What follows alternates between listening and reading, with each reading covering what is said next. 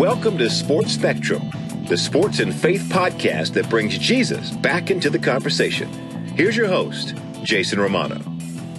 Welcome to Sports Spectrum. I am Jason Romano. It's great to have you joining us today on the show. Go to our website, sportspectrum.com, for all content. Click that subscribe button so that you never miss an episode of the Sports Spectrum podcast. And before we get to our conversation with King McClure, the former Baylor Bear basketball player, I want to tell you about a new program that we are launching today, October 14th, with Express Feedback for Good. And it's a program that allows people to support causes that they care about by sharing feedback on the brands they interact with. Here's how it works. As a fan of Sports Spectrum, you can join Express Feedback for Good and share feedback on brands that matter to you. Each time you give a piece of feedback, it takes about a minute, your opinion helps create financial impact for us at Sports Spectrum. It's really that easy.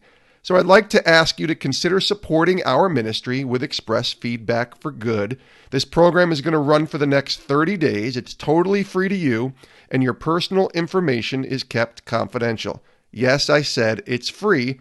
Personal information, confidential. That's how we roll here at Sports Spectrum. You can sign up by visiting sportspectrum.com. Go to the website. Check out our social media pages, Twitter, Instagram, and Facebook, or simply text the letters EFG to 31996. Working together, we can create up to $50,000 of funding for Sports Spectrum. And of course, we'll continue to use that money to spread the gospel through the lens of sports.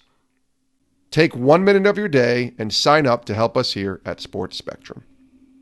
Really excited to have King McClure, the former Baylor basketball player, here with us on Sports Spectrum. Played 4 seasons with the Baylor Bears under Scott Drew, finishing up his college career back in the spring of 2019.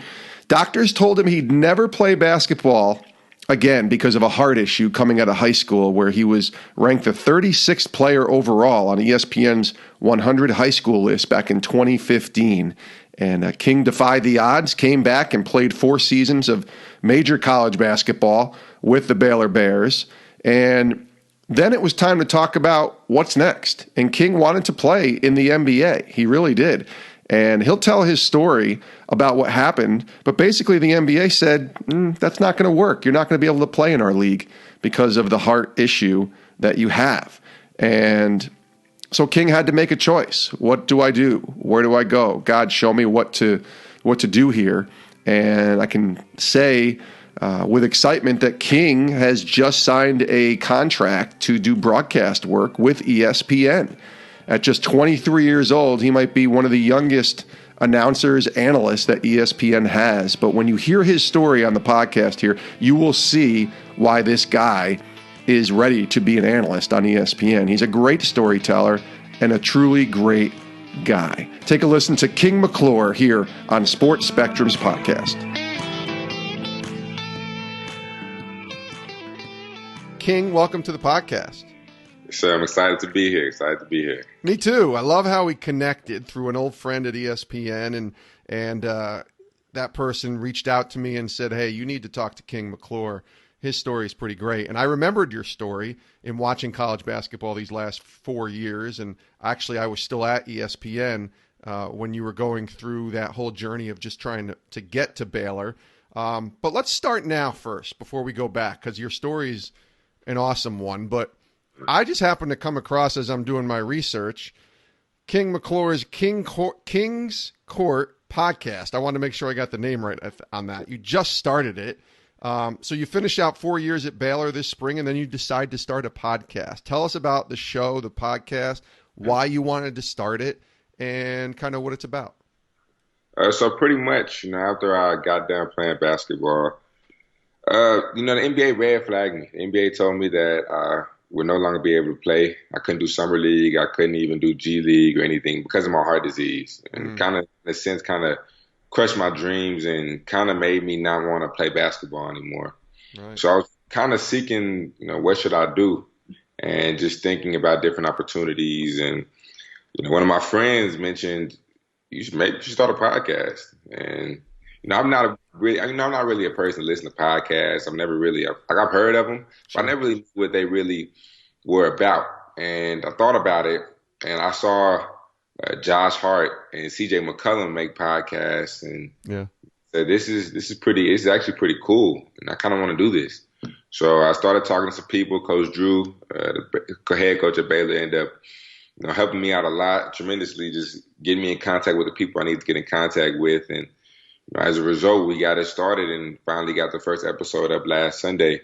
But I think mine is kind of similar to your podcast in a sense. It's not just a regular sports podcast. I like to describe it as, impactful conversations inspirational conversations with impactful people. And just not just necessarily just having anybody on the show, but people who have a story, people who can help others, who seek to inspire others, and can really just provide meaning and substance to the conversation. So that's where I like to have it. That's where I like to talk about on the show. We're not just talking about sports. However, I love sports, but we relate it to sports, but it's more about, learning something, getting a good message each show. Yeah, your first guest was Clark Kellogg. I listened to the interview, and it was perfect show prep for me because we're going to have Clark on the podcast in a couple weeks. And so listening to your podcast, I was like, all right, he just did all the work for me. Now I can go and interview Clark without any issue.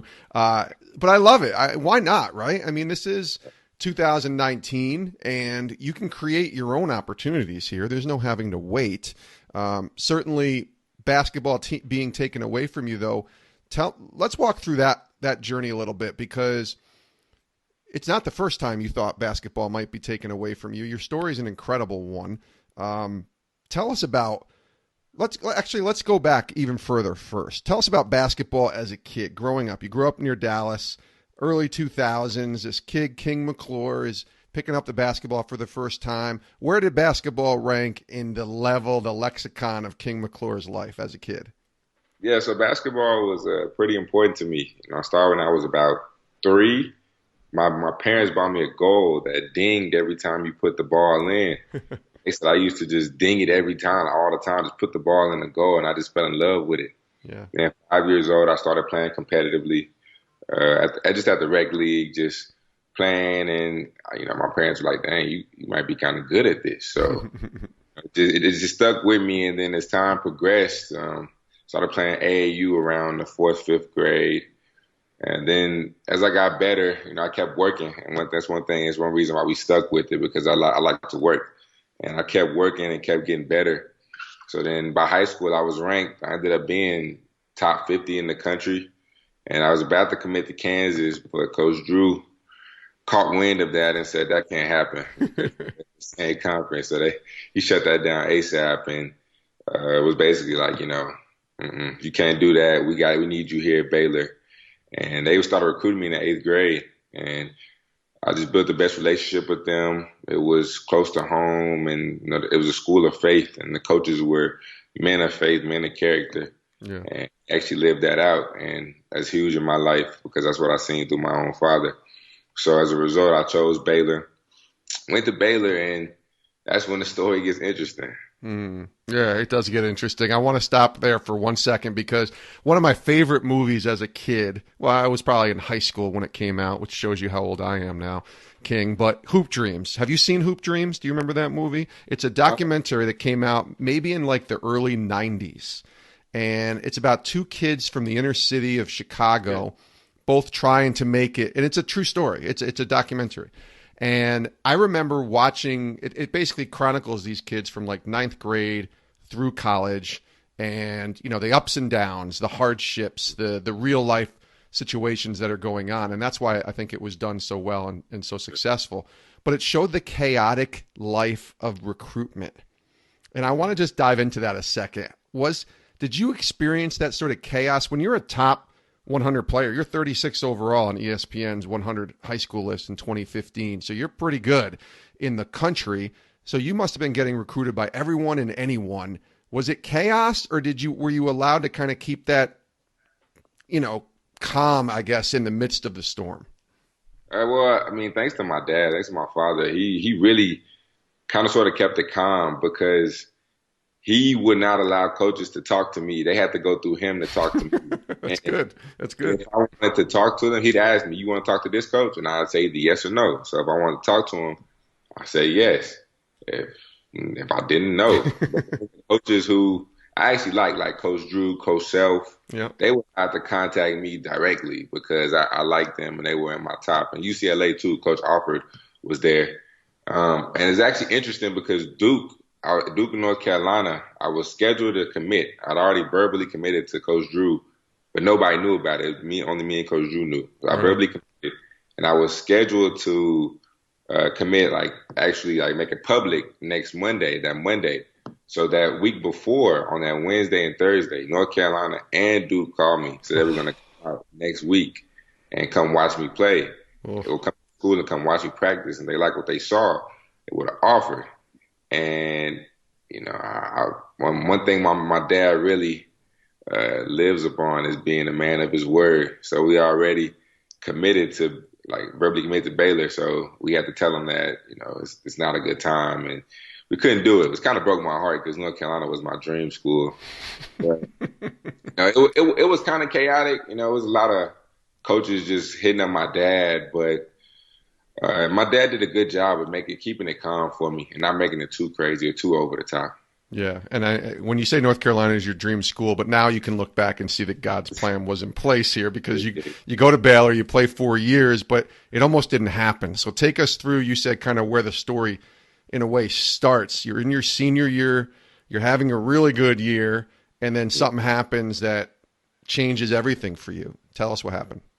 Yeah, so I had a great year my senior year. I think I averaged 33, 32, 33, one of the two in my senior year. Won the Mickey D's, kind of hurt by that still, but it's okay.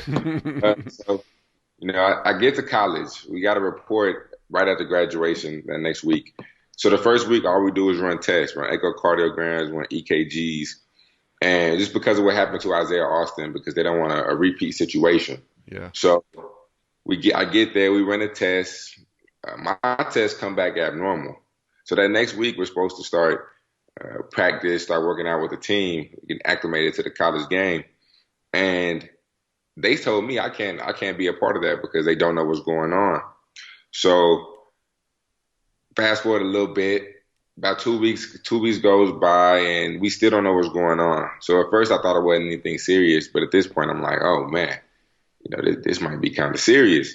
So 2 weeks goes by, we go to Temple, get some more tests done, and we get an MRI, and the doctor still doesn't know. So we start searching for doctors around the country who can tell us what's going on. So we finally came across one doctor in Seattle. He's a Seattle Seahawks doctor. And we fly out there, we run some tests. He sits me down in the room and looks at me and says, I've seen this case in about 3 or 4 professional athletes. And all of those athletes, I had to tell them that they couldn't play basketball anymore, or tell them they couldn't play football anymore. And so I'm saying, I'm thinking, what are you trying to say? He said, son, your career is over, or else you would die. And I'm 18 years old, and I'm hearing that for the first time, and I'm shook. I don't know how to handle that. So I just start crying because, basketball has been such a huge factor in my life, played such a prominent role. I was in the gym with my dad for forever, every single day almost. Yeah.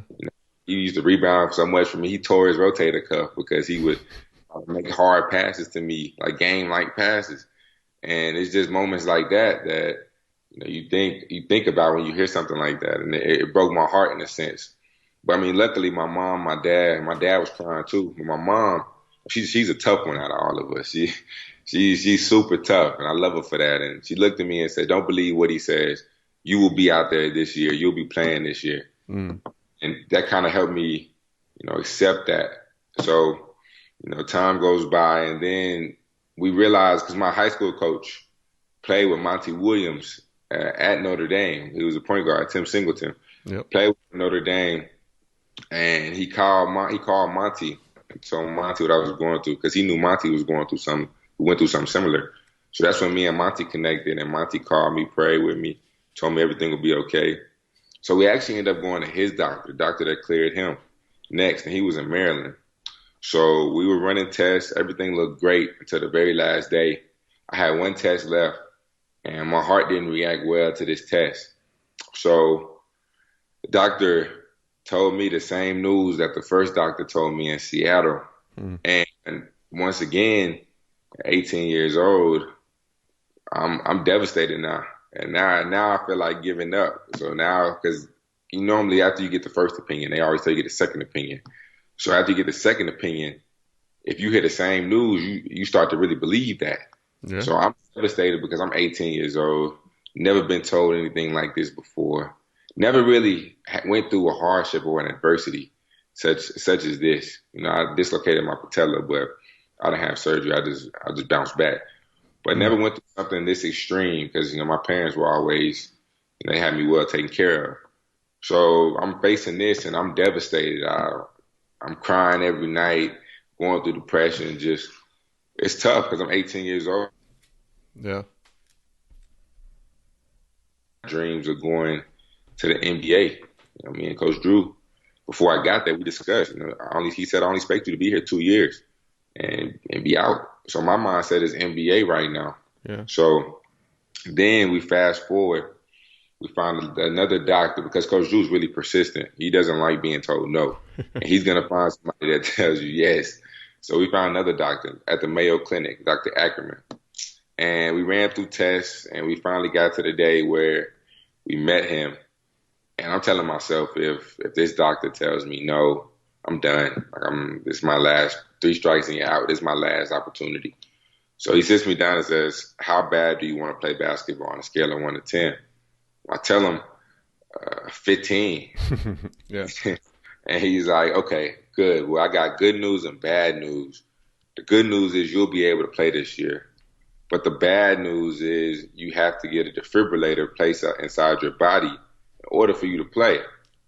And at first I'm like, yeah, let's go do this right now. Like, how soon can I get it in? Yeah.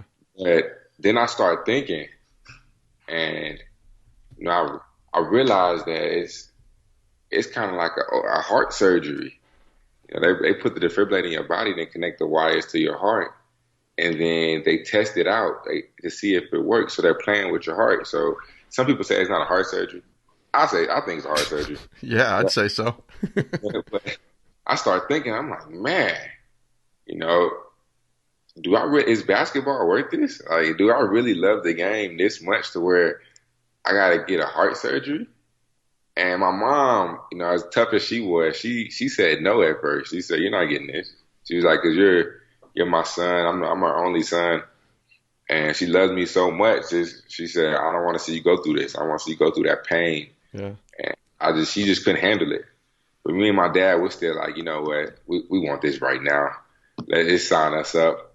But my mom, it took her about 2-3 weeks to finally just jump on board and be okay with it. So I got the surgery on July 28th, 2015. Mm-hmm. And ever since then, it changed my life. So there's a lot there to unpack. First, I want to ask you, you never had any heart issues ever before the doctor noticed something was up when you came right before Baylor, right?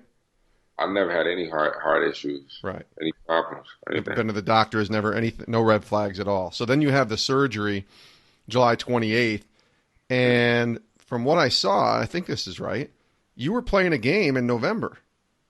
Yes, you were sir. there, right? Sure. So how does that happen? That's a pretty quick kind of successful surgery, I'd say. Yeah, so the thing with this surgery is they cut you. I would show you. I don't know if that's appropriate. But so they basically cut me about right under my chest and cut me in my abdomen. Yeah. Put the defibrillator underneath my abdomen and then connected the wires to my heart right under my chest. So it took about 3 weeks for me to go through the surgery until I was fully mobile. Right. So then once I was fully mobile, I was able to maybe start walking and start driving and doing things, getting around on my own. Because for 3 weeks, I was basically in a wheelchair. I was just laying on the couch because I couldn't move. But then after that, I had to wear a little chest plate. I had to wear like a chest plate, and basically, it took me about a month and a half to really just get back to doing physical activity, kind of sort of like running and doing that. Probably took about a month and a half. Yep. So then is July, August, September. October 1st was the first day of official practice. And it kind of was bad because I probably gained about 20 pounds. And not only that, but as a freshman, the months of June and July are huge for you because you're getting acclimated to the system. You're learning the plays. You're learning your teammates. And I'm the new kid on the block. So basically, I had to jump in first day of practice, October 1st, with no college experience. And I was overweight. And I just had surgery. So basically, I had all these obstacles against me. So luckily, the coaches did a great job, though, trying to get me back right mentally, get me back right physically, get me back in shape, most importantly. But the first game was November. We played SFA, Stephen F. Austin. And I came in, and I got the ball, and I didn't know what to do, so I just shot it. And I made it. And ever since then, I started my first 3 points in the Baylor jersey. It's amazing, your story. We didn't really talk specifically about your faith. It's obviously important to you, but it's important to share the testimony too, because I think people understand, listen, God is a part of our lives, but we need to be able to tell our story, not just the story that you just told, which is incredible, but our faith testimony. So share with us a little bit about that. I'm guessing that was rooted in you from a young age, knowing how your mom and dad were an important part of your life, but there's also a time where that has to become your own faith. So take us through that journey. I definitely agree with you. Growing up, I always went to church. I was always faithful in the church. We went every Sunday. My parents, we prayed. My dad did this thing before we go anywhere. Before we start our day, first thing we do, we pray as a family. So praying was huge for me and my family. Just my parents' faith that they displayed on us was huge, and it stuck with me.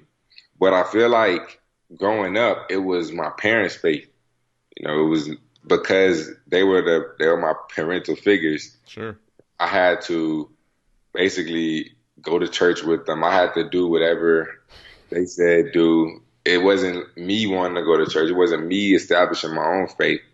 But I think once I hit that first week of college, and once I, saw what God did in my life, I feel like that was the first time where I saw God for who he really was. I saw the realness that he is. Like, I saw how real he is and how I wouldn't have got through that without God, because my parents, throughout that whole time, they're saying, you got to build your own faith. This is God trying to get your attention. And that's what I took that as. God is trying to get my attention and really trying to get me to see that, okay, for so long you lived on your parents' faith, but now it's time for me and you to establish our own relationship that's separate from theirs. So I think once the first doctor told me no, and I was going through depression. I was just real sad. There's no way I would have got out of that without God, because just the fact that I was able to play and I was still given this opportunity was God itself. But just the fact that I was praying to God, saying, God, look, I'm giving my life to you again. Like, I'm trusting you. And I know you got a bigger plan in store for me. And I think that's what really got me through. I feel like sometimes we as humans don't see the bigger picture. We fail to see that, our tunnel vision is just so minute compared to God's magnificent, glorious, his view. Because he can see it all. We can't see it all. And that's what we fail to realize. So when we go through hard times, when we go through adversity or obstacles that gets in our way, we view it as a roadblock. We don't see that God is putting us through that so that he can use us and that we can glorify him and see that, okay, he's real. Because I think also part of that was I was kind of arrogant. I was kind of cocky in a sense, coming in top 40 basketball player. So I think God also used that not just to get my attention, but to humble me in a sense, say that. Knock you down a little bit. And knock me down a little bit, say that you're not bigger than me. You need me in order to succeed. And I saw that I really needed him in that moment.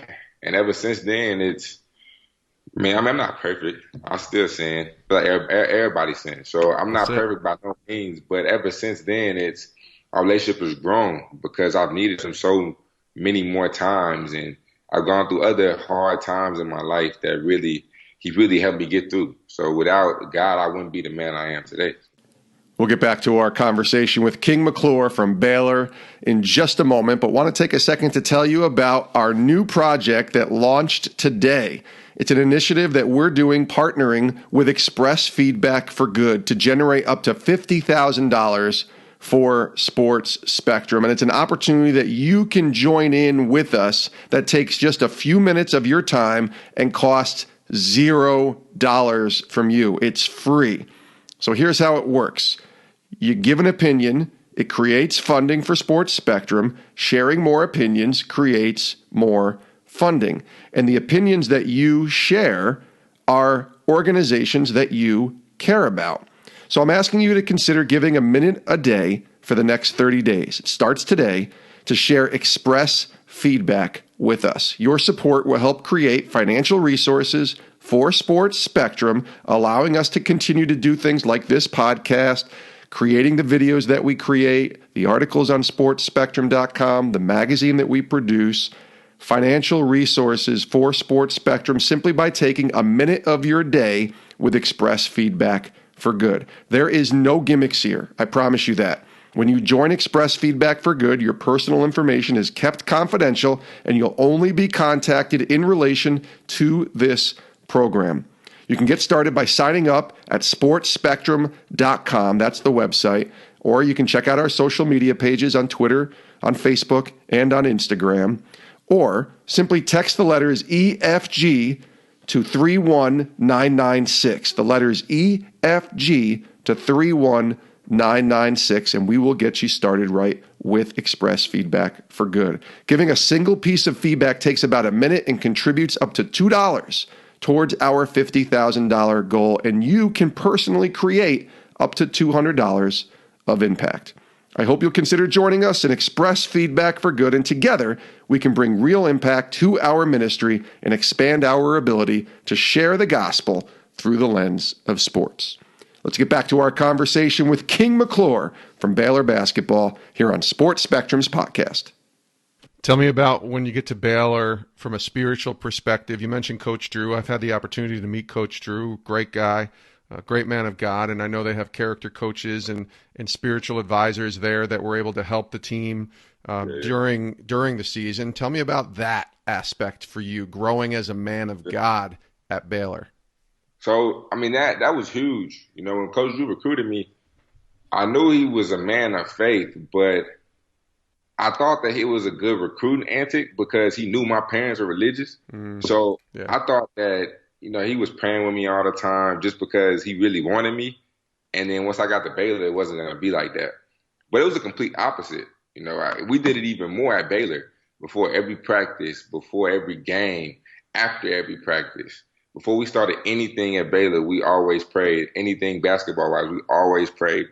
And I thought that was huge because so many guys get to college and then you're dealing with fame and you're dealing with being on TV and just all these distractions you see in college, and you forget the spiritual aspect. You forget your faith sometimes because there's so many different things that distract you from that. And just for Coach Drew, for me to be rooted in that, for us to have Bible study every week. So he's still reminding us that, you need God, and for us to have real talks. He had real talks with us about Jesus, about, if you die, where are you going right now? As blunt as that is, that's good. That's kind of talks we would have in the locker room it was just the coaches and us. And, I think that was huge for me because it helped me still stay on track. So when I maybe caught myself drifting a little bit, I get right back on track because of those talks, because of the Bible studies, because there's so many Christian men around the program that I can just talk to and say, hey, I need you to pray for me, or hey, can we go sit down and talk? And then you get godly counsel through all the godly men that you see in the program. So I think that's huge, especially for me. It was really huge in my life.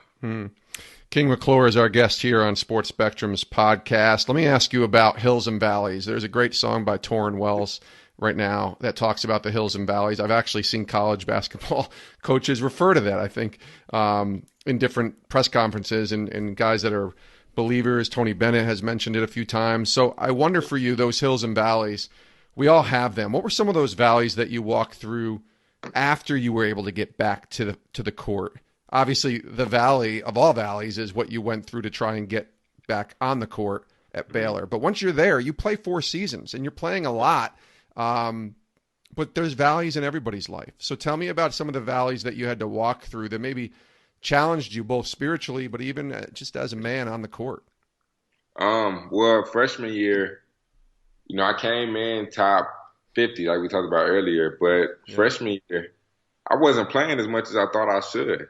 And I wasn't used to having to come off the bench. I wasn't used to not being the man on the team.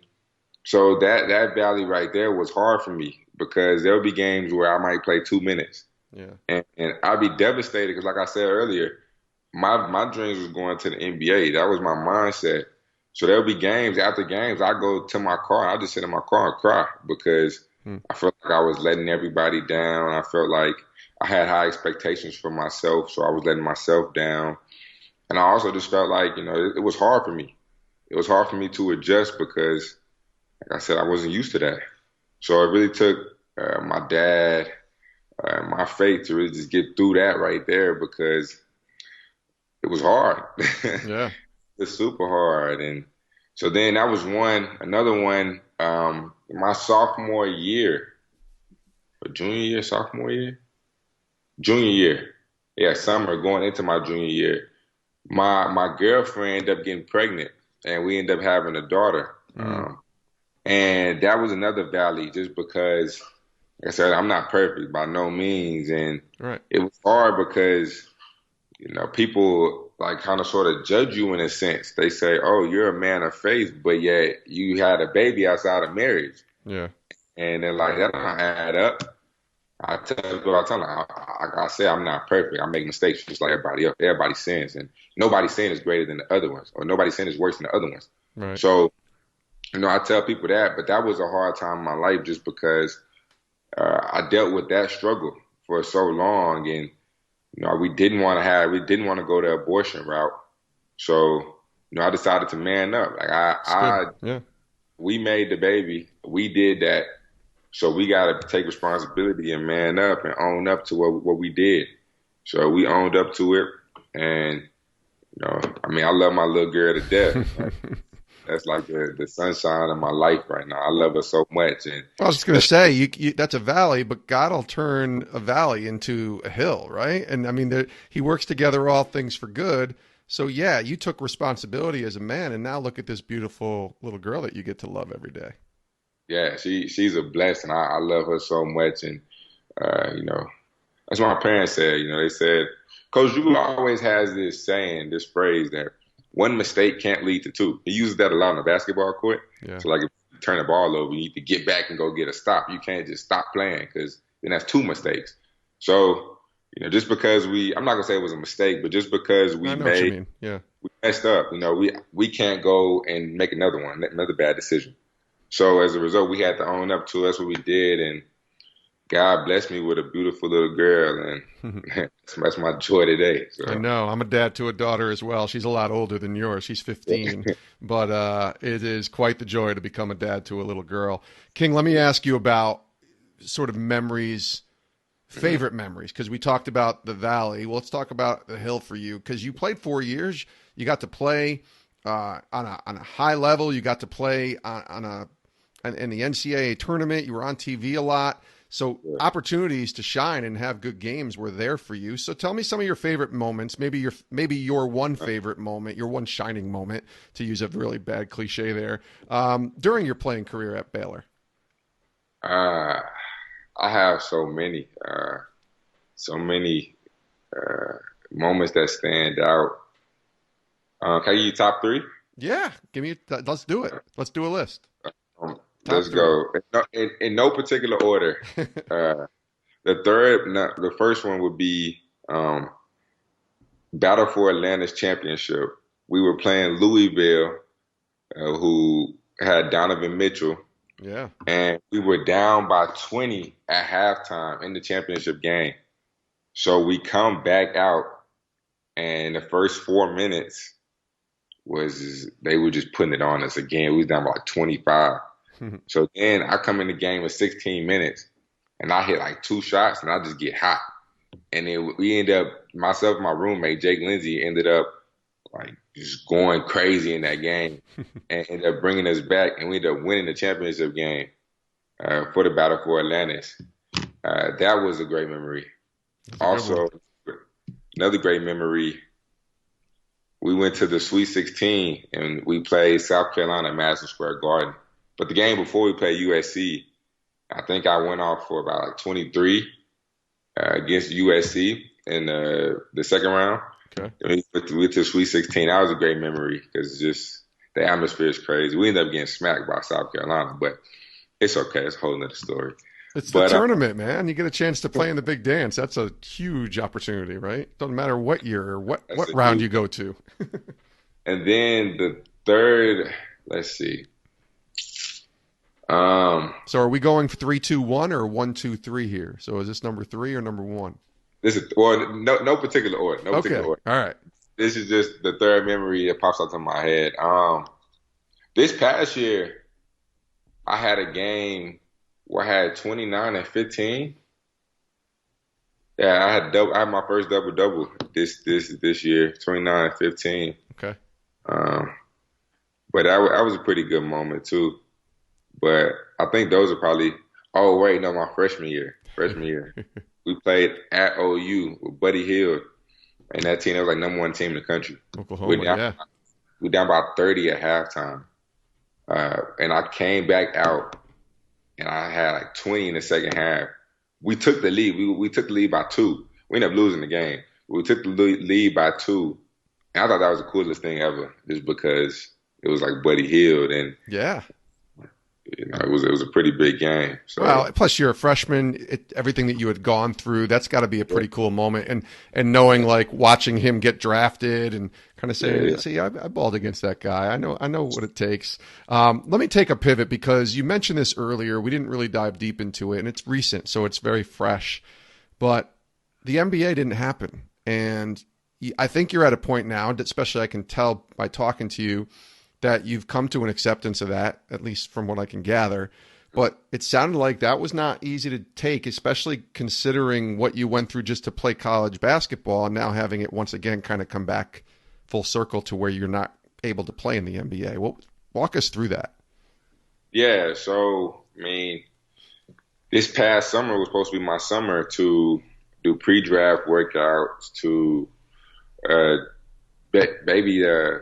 do summer league and walk on somebody's roster and try to get on G League or some route. But my doctor, the doctor who did my surgery, he's on the board for the NBA when it comes to like heart diseases and all that, because he's a really big cardiologist. And he told me, look, I talked to some people and they said that you have a 0% chance to do anything with the NBA. And at first, it broke my heart. Nobody knows this, but I actually stopped playing basketball for a month after they told me that.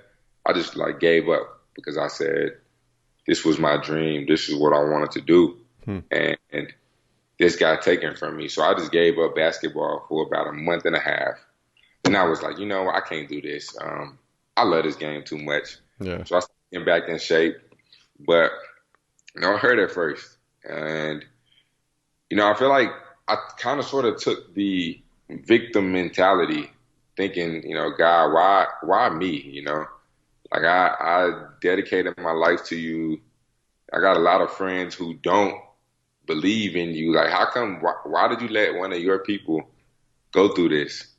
And I kind of came to the realization that instead of taking that mentality, we take the mentality of, well, God, you blessed me to get here. You gave me this opportunity for the NBA to even talk to me, to tell me that.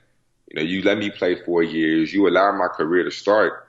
Not only did you allow my career to start, you allowed me to build a myriad of connections Yep. throughout my whole college career.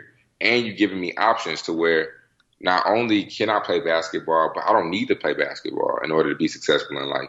I can go other routes, take other ventures, and I can still be just as successful, probably even more successful in the other phases or the other routes you want me to go. So I start thinking, okay, well, God's blessed me with so much, so I'm not going to waste, this life I have just because I was told no one route. Right. That's not the plan He has for me. His plan was for me to do something else in life. And once I started realizing that, I kind of became able to accept it. At first it was hard, but now I'm to the point to where I fully accept it. Yeah. I'm just like, okay, that wasn't meant for me. God has something in store for me that I can't see, but I'm trusting in Him and I'm believing in His good works. And I know that He's going to use me because, I was looking at Inky Johnson, watching one of his videos, and he says that I love Inky, by the way. Yeah, he's a great guy, and he said that God doesn't put you through. He can't use you until you go through something. Yeah. So like God puts you through something so that He can use you after that. So He put me through all that heart disease, all the heart stuff, all that adversity, so that He can use me from now on to advance His kingdom. And that's what I'm going to do from now on is advance His kingdom no matter what route I go. That's good stuff there from King McClure, the former Baylor basketball player. I saw that you got a chance to intern a little bit, or shadow, I guess, the coverage. I think it was maybe ESPN, but it was also CBS, and you got to hang on the set with Clark Kellogg and Charles and those guys. What was that experience like? Was that sort of maybe you didn't even realize it at the time, but sort of a prelude to maybe wanting to check out the media and go into the media business someday? Yeah, so I mean, it really all started with Holly Rowe. Holly and Clark Kellogg are probably my two biggest mentors. I talk to them all the time, and we connect. We talk so much, and they're actually on the show. Both of them are on the show. I love it. Holly, we did Big 12 Media Days, and our SID told Holly that I wanted to get into the media world and be an analyst, be a broadcaster. So Holly Rowe's interviewing me during the media day. And then when she looks in the camera and says, okay, well, he didn't know I was going to do this, but now it's his turn to interview me. You got 30 seconds to do a 30-second fast break. Ready, set, go. And I'm in my head, I'm panicking, but I had to play it cool, so I had to play it calm. So I did that, and I interviewed her for 30 seconds, and she said, wow, you might have a future career in this. Like, that was actually pretty good. So when she said that to me, I'm thinking in my head, maybe this is something I want to do. So I just ended up building connections throughout my time at Baylor. And then Holly Rowe was doing the UConn versus Baylor game, women's game. And she texted our SID and told me I was getting ready for practice. She told him to come get me. So I go out there to go see her. And she says, do you want to shadow me tonight? Do you want to follow me and basically see what I do? And I said, of course. So I had to rush back after practice, go get a suit and come right back to shadow her, get ready for the game. So that happened. You put a suit on, by the way. That's impressive. Yeah, I put a suit on. So then that was another sign. That was probably the second sign. And then the third sign was when I was actually going to Minnesota to play in this 3-on-3 tournament. It's like all the different conferences play against each other for 3-on-3. At the Final Four, right? Final Four, yeah. It's the same time Final Four was going on. So I reached out to Clark and said, Clark, I don't know if you could do anything, but I'm going to be in Minnesota this weekend during the Final Four. Would love to meet with you. Would love to go out to eat or something. He did one even better. He got me a pass, a credential. A CBS credential, and just let me follow him wherever he went. And I was, hanging out with Chuck and Ernie, who's a great man, another great man of faith. Isn't he? Oh, the best. Yeah, he's amazing. But I got to sit on set with them, watch the game with them, and see what they do. And that was an amazing experience. It was really a blessing just to be able to be in that atmosphere because I never played in it. But it was just so cool to just see those guys and how down to earth they are, how cool they are, and just what that job really entails. So yeah, and watching Chuck just go crazy when his Auburn Tigers didn't pull it out there. oh my In goodness, that semifinal game. Oh, a funny story. We were in the back, and I just got there, so we're watching the Auburn and who are they playing? I think it was Virginia. Oh, they're watching Auburn Virginia game. Yeah, in the back, in the little room, and Chuck is sitting on the couch. And when I tell you, he takes that game so seriously. He was yelling at the TV, standing up, like pointing at the players, like, "What are you doing?" And I'm looking like, "Whoa!" I'm like, "Whoa!" Like that's crazy. Like I can't believe he really takes this serious. Well, wouldn't you do the same thing if Baylor is in the Final Four someday and you're watching them play in the national championship game and it goes down to the wire? You're going to be standing up there doing the same thing, right? Oh, for sure. Even this next year, if we make it to the Final Four, I'm definitely going crazy. Exactly. King, this has been really great talking to you. Thanks for being here on the show. Your journey is awesome. Last question here, and we ask this question to all of our guests on the podcast. What are you learning from the Lord today? What is God teaching you right now? We've learned about what he's been teaching you through these last 4 or 5 years, but today, because he teaches us something new every day, what are you learning today from the Lord? Definitely patience. He's teaching me to really, really be patient. It's because in my life right now, at this point, majority of the guys I grew up with, majority of my teammates, they have jobs right now, whether that's overseas or NBA, they have jobs right now. Right. I don't know what I'm doing yet. So I don't know if I'm going overseas or working for ESPN. And I feel like God is dragging this out to teach me to be patient. So at this very moment, I don't know where I'm going to be in 2 weeks, where I'm going to be in 3 weeks. But the Lord is teaching me to be patient and to trust in him because he has something in store for me. That's good. He is King McClure, the former Baylor Bear basketball player. Played 4 seasons with the Bears under Coach Drew. Got that new podcast out again. It's called King's Court. Go check it out. It's everywhere podcasts are found. You can download it, listen to this one, and then listen to his podcast. And I think you'll be encouraged by hearing both. Everything that I heard in that first interview was fantastic. King, thanks, man. Thanks for being so transparent. Thanks for being willing to share your story. And let's catch up again soon. Yes, sir. Thank you for having me. Great stuff there from King McClure, the former Baylor Bear basketball player. Love talking to King. Such a great dude, and just excited for all that God has planned, including his newest venture. When we taped this podcast, it was at the end of August, early part of September. And on September 24th, King made the announcement on his Twitter page at King McClure 22 that he signed his first contract. And interestingly enough, it's not a contract to play basketball. It's a contract to talk about basketball because King McClure is now a college basketball analyst for ESPN. How cool is that? What a great opportunity for the young man to go into this broadcasting world. He's already doing a podcast called King's Court, and now he gets to become a broadcaster talking about basketball on ESPN. Really excited for King and just thankful to him that he was willing to come on this podcast and share his story and be as transparent as he was. Wishing him nothing but the best. Give him a follow on Twitter and let him know you heard his story here on Sports Spectrum. Many thanks to King, and many thanks to you for clicking that play button and listening to this episode of the podcast. You can check us out on our social media pages, sports_spectrum on Twitter, Instagram, and Facebook. Love to hear feedback from you on this interview or anything else we have going on at Sports Spectrum. You can email me directly, jason@sportsspectrum.com, with any guest ideas or any thoughts you have on this podcast. And then you can go to our website. That's where all of our content can be found at sportsspectrum.com, sportsspectrum.com. Bookmark that site. Lots of great articles all day long on the intersection of sports and faith, a daily devotional, this podcast. All of our podcasts can be found there. And I also want to encourage you to subscribe to our magazine. It's just $18 for an entire year. $18 for 4 issues, the quarterly magazine of Sports Spectrum. It's been around for 30 plus years, and it's a really cool magazine. I mean, when you have it, you look at it, you're like, this is legit. And when you have that magazine, you get it, you receive it, you look at it, you read it, And then we want to encourage you to give it to someone.